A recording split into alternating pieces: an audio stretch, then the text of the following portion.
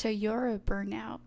Hi guys, welcome back to my channel. For those of you who don't know, my name is Leonie. I kind of do lifestyle mental health content, mainly just filming my mental breakdowns regularly, but I wanted to change it up. So I got this idea months ago, maybe a year ago even at this point. The gist of the idea was to go through my process of getting over my personal creative burnout. When I was a teenager, a kid, I was always very creative. I remember in kindergarten when they made you do like a little construction paper project talking about what job you wanted. Mine was always an artist, and I kept that tune throughout my entire youth. Even through my 20s, I've kept that tune. But at a certain point, I kind of fell off, and I fell off hard. I try to think of it back to when I graduated high school and I went to a state university and studied art.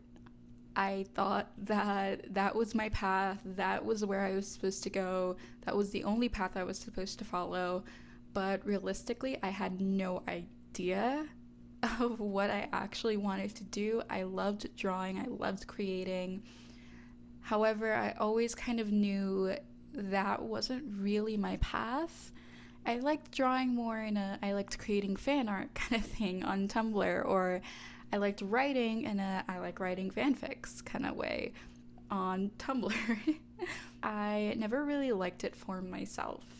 I think the first time that I found some kind of creative hobby that felt more for myself than for other people was when I found YouTube and when I found content creation. I've always been very well spoken in a sense, even though I use but and like all the time. I find that when I verbalize my thoughts, when I verbalize certain scenarios or things, like that's where I find my true confidence in. So that's kind of the path I followed for my early 20s. And I really wanted to pursue YouTube and creative videos and just go down this path of eventually going into video production. And again, I hit a wall because I had no direction, no intention. I had no idea what it is I actually wanted to do with said videos. I just kind of posted vlogs and hoped for the best. No, not many of my vlogs had actual intentions or goals or meanings behind them.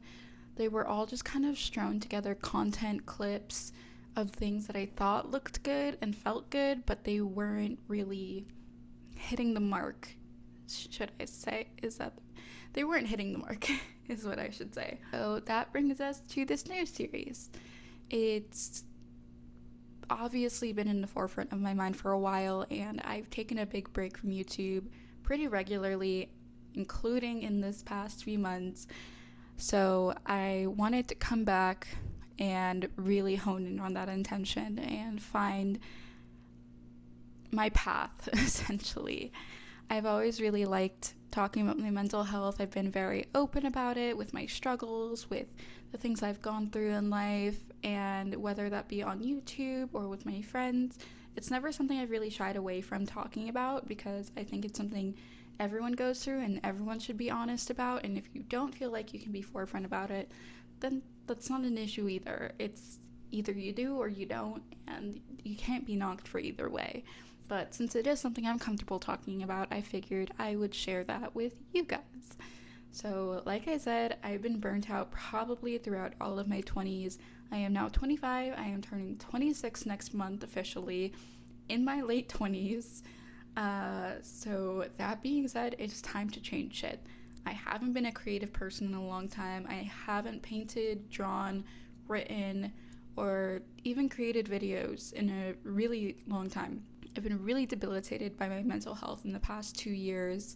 It's taken a lot out of me to the point where sometimes the only thing I really have is my job and my relationship, and that's just not where anyone should be because it just builds resentment for both of those things. Glad to say my relationship is in a very healthy place, and it has been for the last 2 years, but my job is not. So I need to find passion and fulfillment outside of that. If you don't know, I work retail. I've worked retail pretty much as my only job for a while. I dropped out of college twice now, and yeah, it's been really heavy to think about it too deeply. It often feels like a bit of a failure, if I'm being quite honest, even though I've gone quite far in my career. It always makes me wonder, like, what if? What if I really committed myself to the things I wanted when I was younger? What if I really took care of myself and the things I actually cared about? What if I put all of the energy and time that I put into my job, into my passions? Where would I be right now? And those what ifs are so stupid because obviously I had to go through what I had to go through in my early 20s in order to be where I am now. I would not be the type of person I am without my friends that I've made, without my partner, without my career. I've become such a stronger individual, even just working retail, because I was a very shy kid when I first started out. And now I am a full-fledged adult who can sit here in front of a camera and just talk about things that I normally wouldn't feel comfortable with. First things first, I just want to talk about some of my inspirations going into this video.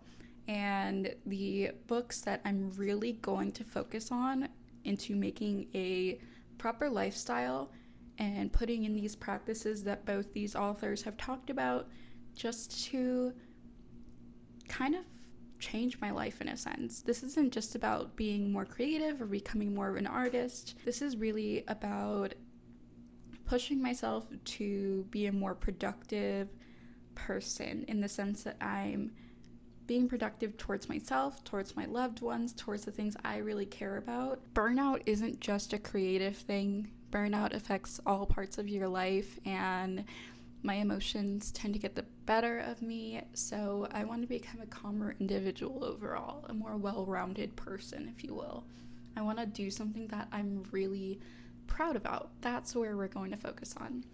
So the first of the two books I'm going to be talking about heavy in this series is The Four Agreements. So last year my therapist recommended me this book. With all the personal issues I was dealing with at work and with other people, she really said this book would change your life. Did I read it at that time? No, because I was broke and couldn't afford to buy the book at the time. So instead, I remembered I had another book by the same author, The Voice of Knowledge, which is his sequel to The Four Agreements. And it kind of goes more in depth into how to practice this way of thinking and the different philosophies he's trying to apply. So this is more of an application of these philosophies here. But this book is so... When I finally read it this week, I was literally like, oh. And I remembered reading this book and everything he went into about, and I was just like, in the last year, have I really applied any of these philosophies, or did I only do it for a few weeks or months and then just forget? I don't want to do that anymore. I want to genuinely remember and apply these things to my life, and I'll go into detail a little bit on my interpretation of the Four Agreements and what he talks about in this book. The Four Agreements are essentially 4 different life mottos or 4 philosophies that you have to apply in order to get to a better place of being, in order to get to a place of not living necessarily out of fear, but out of love. I really, really, really needed to hear all of these things right now because I'm not doing well. The first agreement is to be impeccable with your word. Be impeccable with your word essentially means that words are power. Everything you say to others, everything you say to yourself, to the world, these are all such powerful things, and you need to use them wisely. You can say a small comment to a friend thinking it means nothing, but in reality, that comment's gonna stick with them subconsciously for years. It could be like a slight judgment, like, oh, hair looks interesting today, or something stupid like that. I even think back to my childhood and things my parents said to me, not really thinking, and how those things still kind of stick with me right now. And then that makes me think of the things I've probably said to other people, not even realizing how that might have affected them. So it was just really a good moment of reflection to just kind of sit there and be like, oh, right, like things I say really do matter. Everything I say matters, and I've always had an issue with feeling not heard and unseen, but I still do have an impact on people.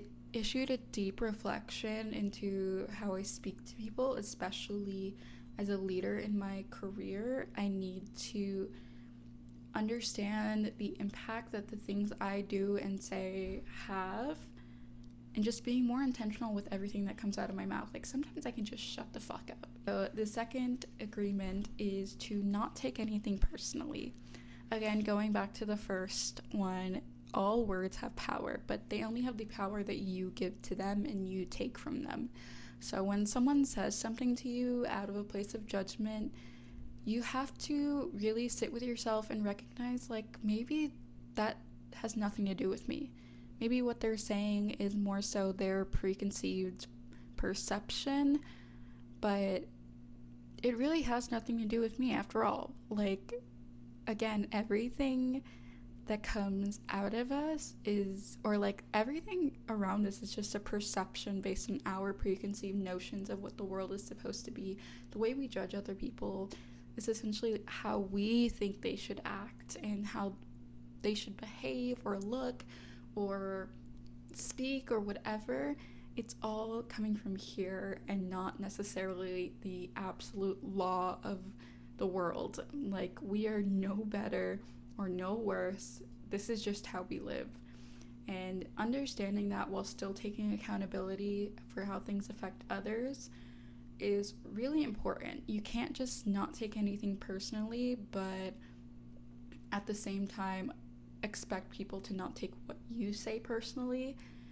You can apply these practices to yourself while still having a deep understanding of what you do and say. And if someone comes to you and is like, hey, I don't like you that you said that, you can't just say, you shouldn't take it personally. You should say, I'm so sorry. I will learn from this and be better.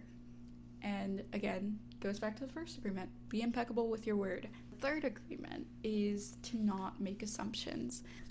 How do I say this? Just understand, like, to just communicate effectively and clearly with people when you're feeling a certain type of way or about your personal expectations going into a relationship with someone, whether it's romantic, platonic, or professional. Just being clear with those expectations, and then when they don't meet those expectations, communicating that as well. And if you have a expectation that you haven't communicated, when they don't meet that expectation, you can't blame or judge them. It's also important to just remove yourself from situations that you don't feel comfortable in because they're not matching up to what you want in life, and to just move forward and understand that it's not personal. It just happens. People don't match up with their perspectives or with their like expectations. So just moving forward from that and having no bad blood is really important, because a lot of assumptions we make about other people or ourselves can lead to a lot of conflict, and a lot of conflict comes from those assumptions, comes from those perceptions, comes from taking things personally, comes from saying things that we probably shouldn't have. I feel like this is solving a lot of conflict that I have right now in my head, and I'm just learning to forgive myself and understand this is the way that humans are bred to be. You know, we're not really taught another way growing up, or if we are, it's really hard to apply it when there's so many different voices from the world, whether it's social media or your friends or the people around you. And we just kind of have to hone in on the one voice that really matters, and that's ourselves. And the last one is to always do your best and understand that your best changes from day to day based on where you're at, or how much sleep you got, or what you're eating and consuming. Are you drinking? Are you doing XYZ? Like, our best changes all the time.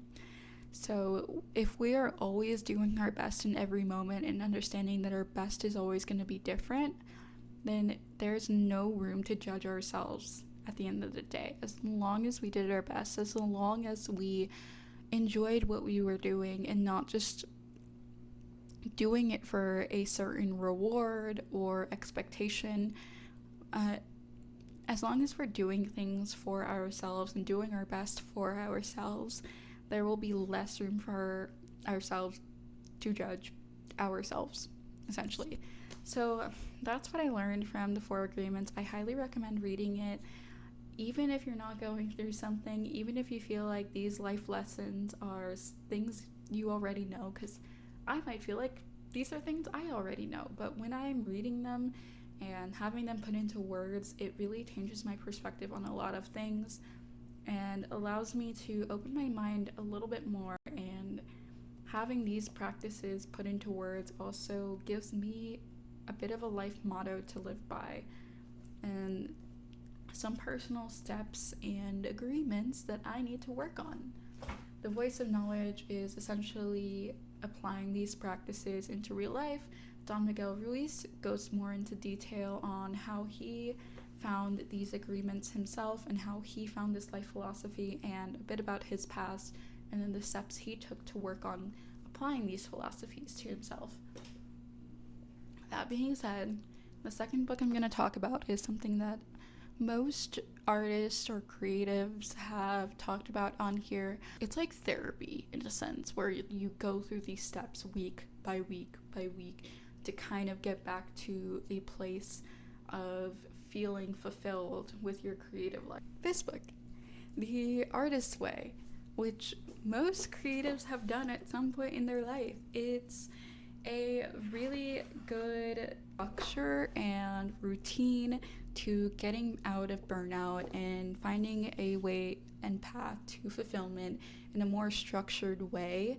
It's kind of like a step-by-step guide that you follow for weeks on end. I think it's like a 10-week process course that I'm gonna try to take, but it's not gonna be the focus of this series.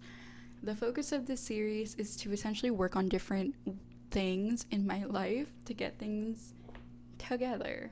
As you can see behind me, my office space, the studio space, is not together, and I'm not doing things to necessitate a studio right now, so those both need to change. I need to really work on, one, putting this together, making me feel more inspired and motivated, 2, using it, not just for playing video games and The Sims on my PC, but actually use it. Do you know how long it's taken me to do a video?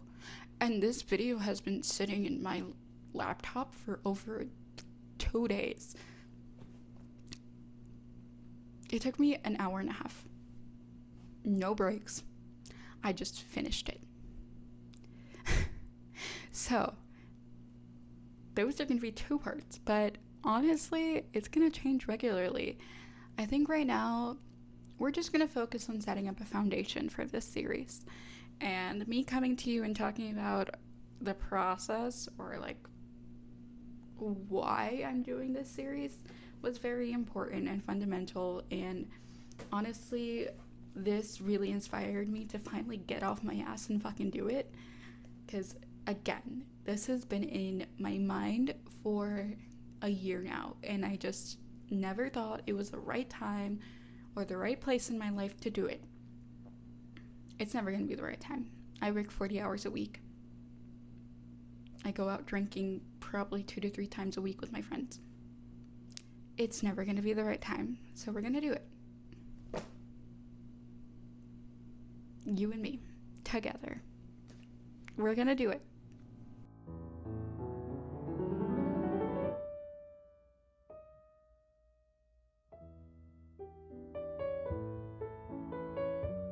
So today, I kind of wanted to start off by not really buying things for my space, but making it more motivating with just things I have in my toolbox.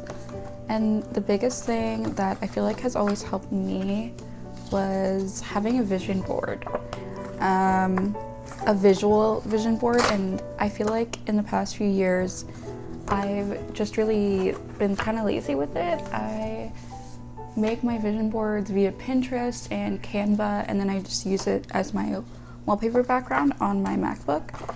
But I don't feel like that's enough. I like to try to find inspirations that are rooted in taking action myself.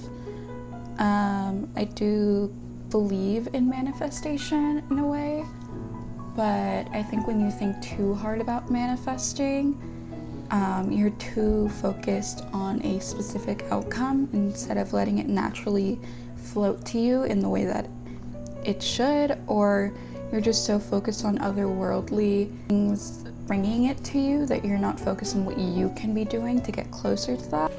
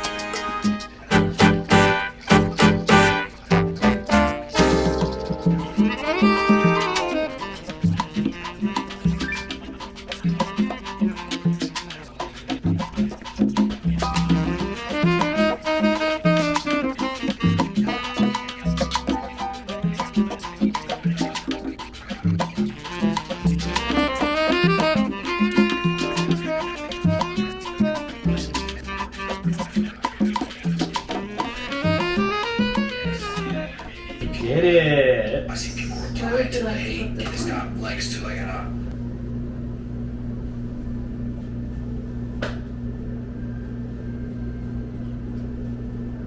This is a cup chair. Yeah. This is a black leather chair. This is the cursed chair. Alexis already has one in her office. I wonder why.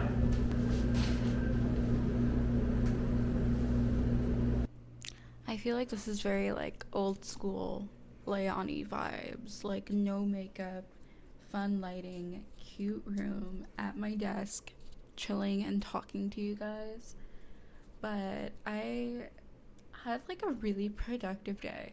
Like most of it, me and my boyfriend were cleaning the living room. We were decluttering and also finding a bunch of spaces for all of the boxes that we still had yet to unpack, which was mostly knickknacks and random bullshit.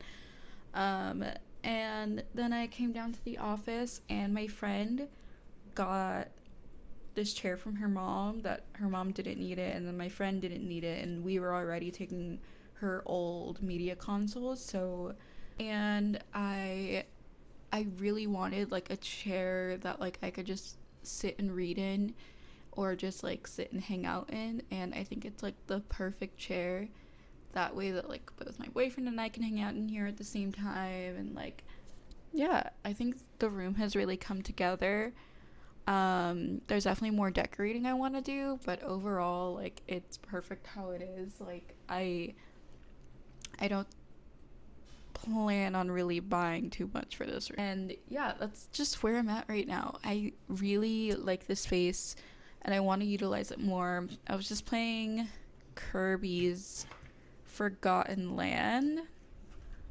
Here, I just finished the first island. I just finished the first like world, or I guess mission, or I don't know what it's called, to be honest. I have it on the easiest setting, to be honest.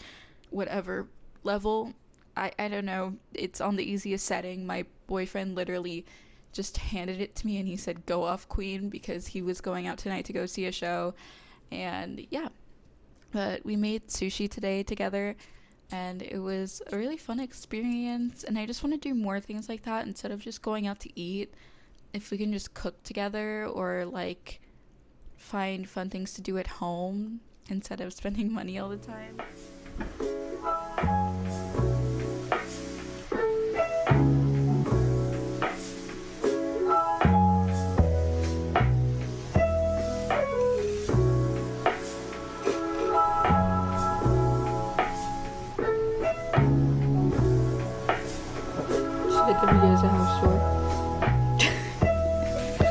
POV, last time I filmed videos, I flipped the camera because I looked ugly and I didn't like myself from that angle. But I want to show you guys officially my place. I showed you the office. Now I'm going to show you the living room, which you guys have kind of already seen. We'll start with the kitchen. We just did sushi night, so it's literally like a fucking mess right now. This is our fridge. It has many pictures of us and our friends. More of our kitchen. I just tried this yuzu peach sparkling yuzu.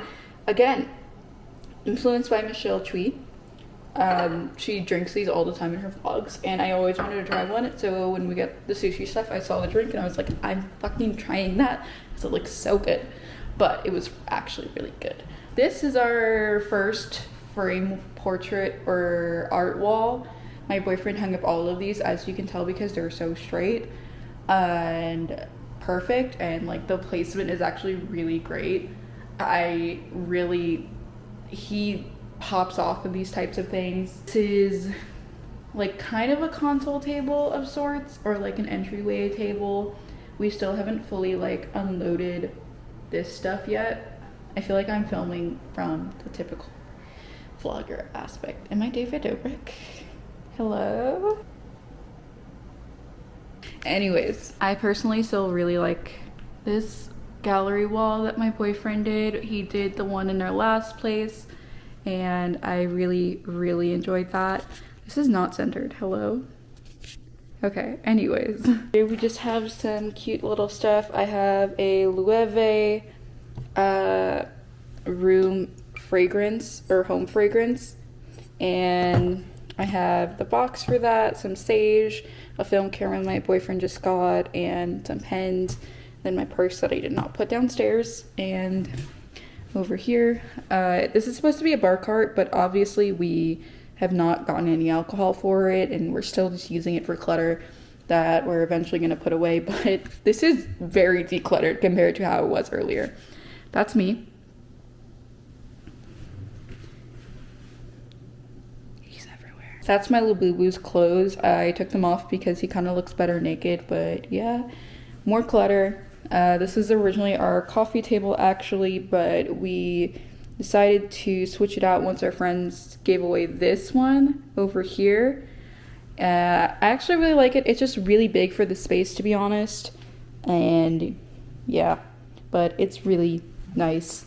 It's just a little bit worn in, but we got some stuff in the drawers here, mostly just easy access stuff. And yeah, this is our new console table that we got from our friends. Again, giving away. A lot of our furniture is not purchased. It's literally just our friends were getting rid of it, so we were like, let's take it. Perfect. I know just a person. So in here we just have some candles, and then we have some gaming stuff over here.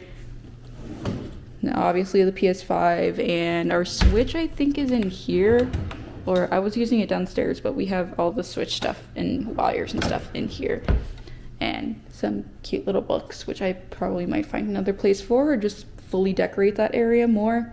TV, we're not fully sold on this TV yet, so again, we got it from a friend whose sister was giving it away, and it's a little old, so we're not sure if we want to mount it yet, honestly. I think we might use this for the bedroom and get a new one, but we're not sure on that just yet. And then we come over here, and this is the couch. Once again, we got it from friend. That is the sock. But to be honest, we actually got this when we were living with roommates, and one of our roommates, who was also a friend, didn't want the couch, so we kept it and got rid of our old one, which we also got from friend. Clutch friends. This is our old console table, which my boyfriend had for quite literally his entire 20s. And then I'll show you this wall over here. This is our other frame wall. Honestly, I really like how it's coming out, but we're not going to do any more until we mount a TV. It doesn't have to be this one, but a TV, and then we'll figure out how to space it around it. But that's the litter box. This is the bookshelf corner. It's just got some records, books, games, figures, and we're still kind of figuring it out. Yep, that's my life. Where I'm at, that's where we're at. This is the space. I don't want to show too much else, to be honest, until we get a security system. I'm gonna cut that out. But yeah, this is little guy. He's not very little, but if you wanted a cat update or an update on my cat, Lebowski, if you guys don't know, I got him 2 years ago almost now. No, 2 years ago now. I've had him for like 2.5 years. And when I originally got him, he was 26 pounds. They thought he was like 14. But now he is sitting at, I think you're at like 15, 14 pounds, buddy. Still pretty big for a cat, but you're also just a very big cat in general. But now they think he's around like 7 years old, so we're not super sure on his age just yet. That's a big fucking cat. But he's a healthy guy. He eats pretty healthy. And on that note, good night.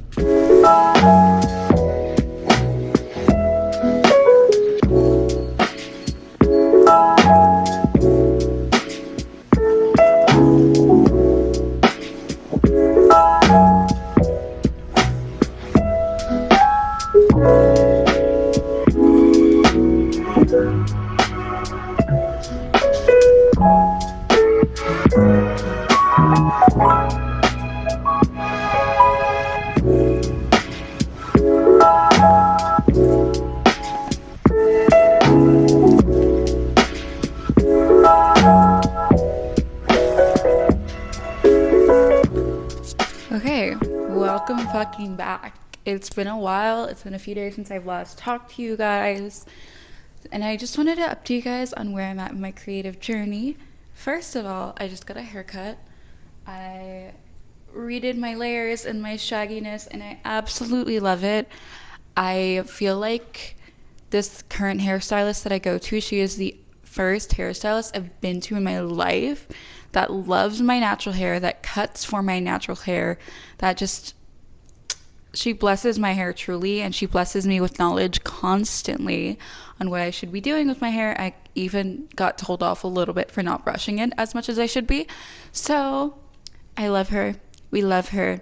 I will not say her name, but I love her. I today finally reached out to a psychiatrist. I have scheduled a consultation for next week. I used to be on medication, mood stabilizers, antidepressants when I was a teenager. I also had anti-anxiety medication to just help with my, just stabilize me a little bit, And for the longest time, my mom kind of instilled in me after that. She was very anti-medication. She also had her own issues, and she just was very against it, very natural. And so I kind of moved away from medication for a very long time. I didn't feel comfortable with it. I didn't feel in control, but also I feel like the cocktail of medication I was put on kind of put me in this mental fog for a really long time. And I think it's because I was a teen.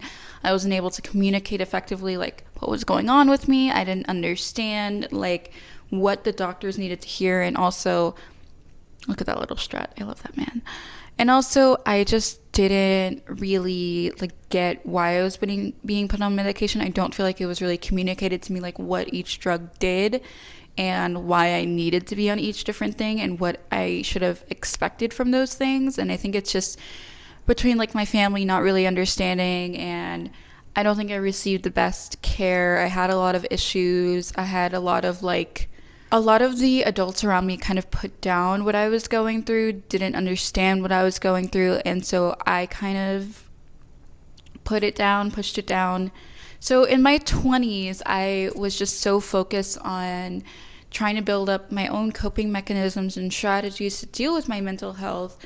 But finally, I think I've finally reached a point where I'm just no, I have the coping mechanisms, I have the skills, I have the understanding, but now I need to see if maybe this medication helps me just a little bit more.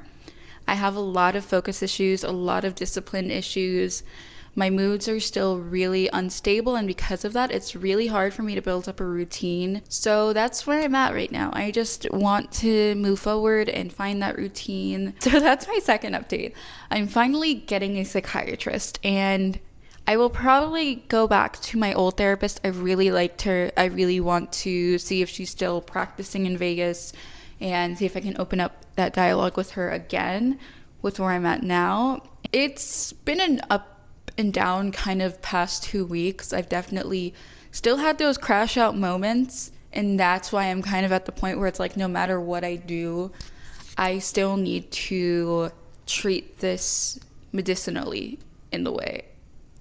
I still need to see a doctor about this. I was diagnosed with something, and I need to see a doctor about this to make sure I'm taking care of it properly, whether that means that I have to make changes to my diet and my lifestyle, give up certain aspects of my lifestyle, whether it be drinking or anything. Also, you saw me set up the room, and now I have a fucking treadmill in it. Both my partner and I agreed we live in an area there's no easily accessible gyms. And I'm a person that, because of my focus and discipline issues, and because I do not drive, I need something that's accessible and easy for me. And I love to run, and I feel like it really helps clear my head every day and gives me that boost of energy that I need naturally, that I normally use coffee for, but I should probably stop drinking as much coffee. I think burnout, especially creative burnout, you really have to dig within and search outside of yourself and outside of the creative world and blocks in order to solve it. So exercising, figuring out my mental health, figuring out the root of the issues that caused me to be so burnt out for so long are generally like, that's where I want to start, and that's where we're going to start. I haven't started the process of journaling yet. I haven't really started like the actual artist way part of this at all, because I thought it was really important for me to hit those root causes before I hit anything else, before I started this process, because I've started this process so many times only to end up at another dead end or to hit another wall, and I don't want to do that anymore. I really, really want to go about this differently, and I want to take you on this journey in a positive way. It's a really hard time right now for everyone, and I think I've already said that enough times, but just knowing that I have friends around me who are dealing with similar issues that we can kind of come together and just like talk about and express, and we'll validate each other and understand each other on such a deeper level. And community is very important, and that's always what I've stood for, is building that community and using my platform, whatever platform it is, to shape a community of sorts where people, even if you never come back, you're still here and you still feel seen in a certain way. I don't want to diagnose myself. I don't want to say what I have, but I know what my family has, what's in my genealogy, and I know what I've been diagnosed with before.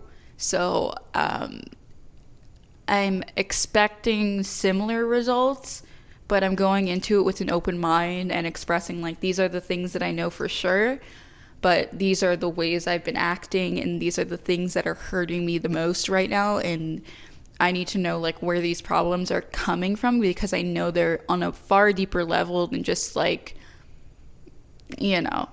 But I want people to understand that like I get it.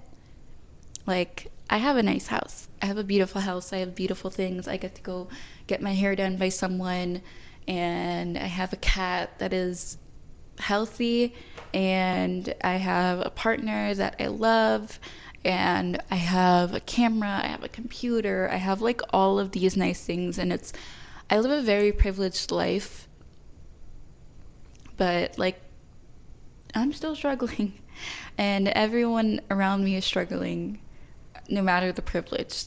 The middle class is like not what it used to be, and 5 years ago, this amount of money that I'm making right now would have done so much better, but it's just not like that right now. There are days where I consider like, do I need to sell certain things? Like, do I need to like get rid of some of my privileges that I have access to in order to like keep living where I do, or to afford groceries, or like to do these certain things, or to pay certain things off? And it's just like, it's really hard, and that's why I'm not focusing on the financial aspect of it too much, because I know it all comes and goes.